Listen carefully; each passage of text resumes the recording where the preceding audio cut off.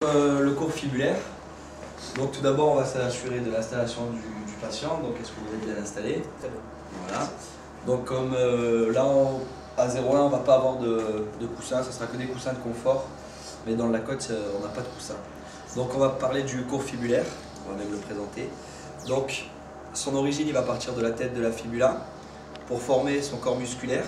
Donc là il va être en avant du long fibulaire qu'on verra après. Donc il va ensuite se regrouper dans des fibres communes pour former un tendon. Le tendon qui va passer derrière la malléole externe pour passer au-dessus du sésamoïde, du calcanéum et se finir sur la styloïde du 5e méta. Donc il va être innervé par le nerf musculo-cutané ainsi que des branches du nerf sciatique poplité externe. Donc L4, L5 et L5 à vérifier. Parce qu'il me semble que ça soit dans la côte, mais c'est à vérifier.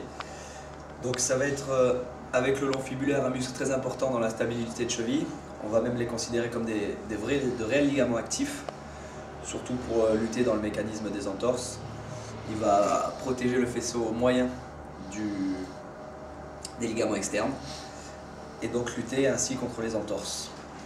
Donc à 0,1 en palpation, on va le palper derrière la styloïde du 5e métatarse. Donc on va d'abord repérer la styloïde, donc qui va être ici. Et en fait on va demander au patient d'amener son bord externe vers la fenêtre. Donc vous allez essayer de mettre le bord externe de votre pied vers là-bas. Donc allez-y. Voilà, là on le sent immédiatement se contracter sur son tendon, allez-y. Donc voilà, on le sent bien. Et sa ici. fonction, c'est quoi sa fonction?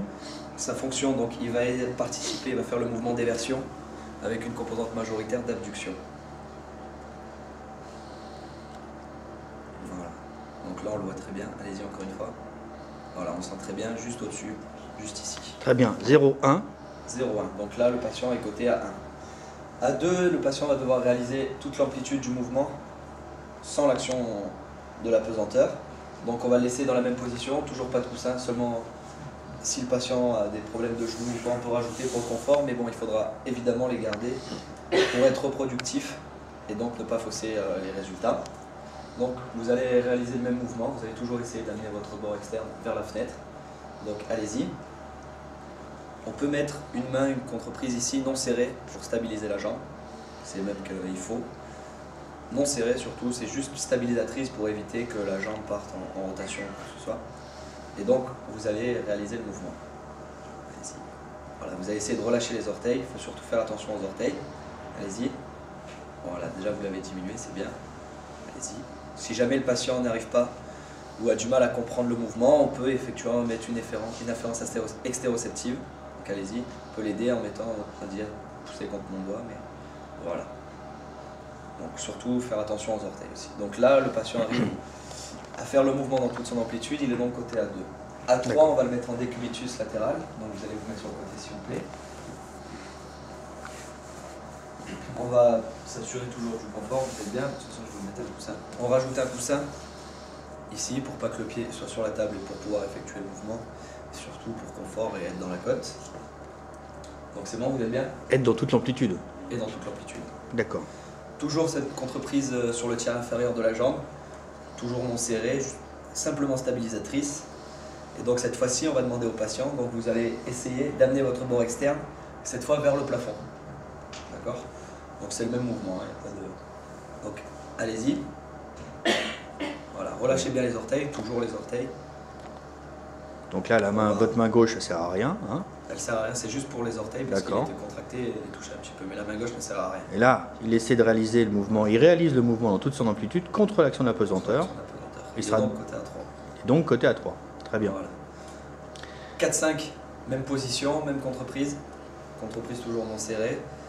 Et notre résistance va se faire avec notre main gauche en empaumant le 5e méta, comme ceci. Et donc on va mettre notre résistance contre le 5e méta.